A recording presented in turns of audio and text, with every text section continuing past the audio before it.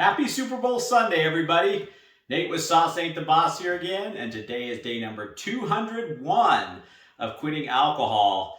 I don't know if you guys are watching the Super Bowl or not. I haven't made up my mind if I'm going to or not. I'm recording it right now with our satellite receiver in case I decide to watch it later. I happened to pop in there for a minute and saw the preview trailer for the new Indiana Jones 4, or I guess that's Indiana Jones 5 movie now.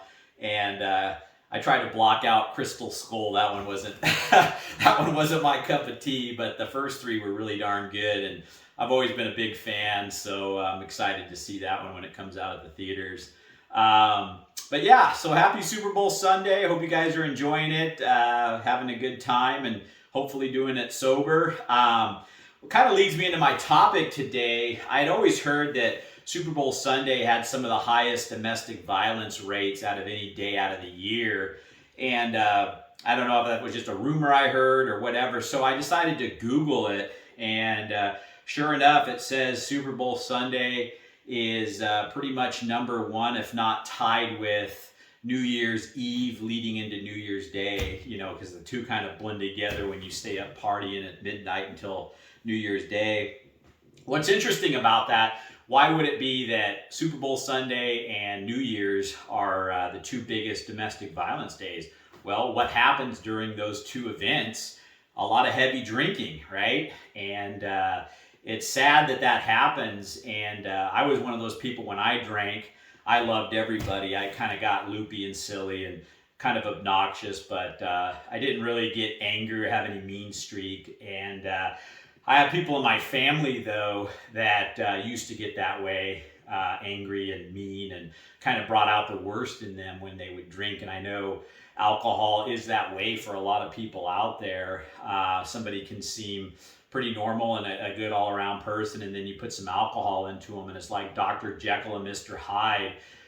They totally flip on a dime, and anything sets them off. They're kind of looking for a fight at that point. That's why there's a lot of bar fights and stuff like that too, and sometimes people end up getting hurt or killed or criminal charges pressed against them. Alcohol makes us do a lot of dumb stuff that we wouldn't otherwise do if we were in our right minds. And so something to think about today on Super Bowl Sunday. What I was reading said that women's shelters and domestic violence hotlines pretty much ring off the hook during the game and shortly thereafter. And sometimes somebody's drunk and their favorite team loses and they get pissed off and take it out on their spouse, and just kind of a bum deal. And not to put down, Super Bowl Sunday, there's a lot of good parties out there and good people just enjoying Super Bowl and that kind of thing.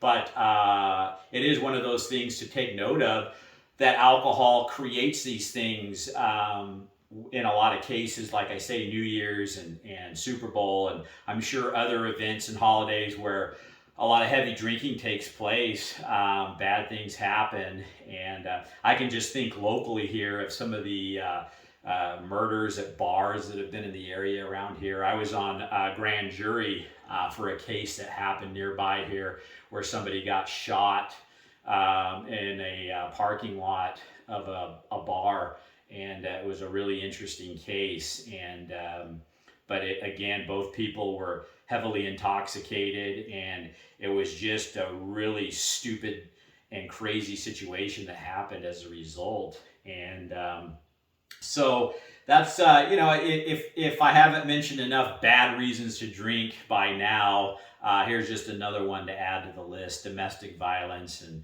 I mean, everybody knows how they get, or who you are. Maybe you don't. Maybe you've never really paid much attention to how you get when you're super intoxicated, or maybe you don't even remember. But a lot of people out there just get kind of loopy and love everybody kind of thing. Some people, just get super angry and irritated and looking for a fight kind of thing. And they say alcohol brings out the true you. I don't believe that. I think that it is one of those things that kind of just does a lot of things to us chemically and that kind of thing that make us do things we wouldn't otherwise do. It messes with parts of the brain that kind of take away that filter that's built into us for good reason. And so when that gets affected by the alcohol and shuts down and shuts off, all of a sudden we don't have the reasoning side of us that goes, this is stupid. So somebody that would otherwise be a decent person and go, why would I do that? They can reason with themselves, because we all get those feelings and thoughts sometimes about doing things that we shouldn't, but you know, our reasoning kicks in and we go, heck no. When alcohol kind of puts that on the back burner and kills that, all of a sudden things start happening to ourselves, and we start doing things to others around us that we wouldn't do, like I say, in our right minds. So that's the topic for today. Kind of a bummer one, you know. I don't mean to ruin anybody's Super Bowl Saturday or anything, or Sunday, excuse me. But it's just, for some reason, I was just thinking about how I'd always heard that. I thought, I wonder if that's really true. And sure enough, it sounds like it is. So with all that domestic violence going on around the game. So again, another reason to really enjoy and embrace the Super Bowl without drinking. And it's, you know, hopefully your favorite team wins. I don't even really know who's playing. That's how not into sports I am. I think it's the Eagles and the Chiefs, if I'm not mistaken. So anyway, guys, enjoy your day. If you guys are getting anything out of these videos, please give them a like, subscribe to the channel if you can, and most importantly, remember, sauce ain't the boss. You are. You guys have a great day.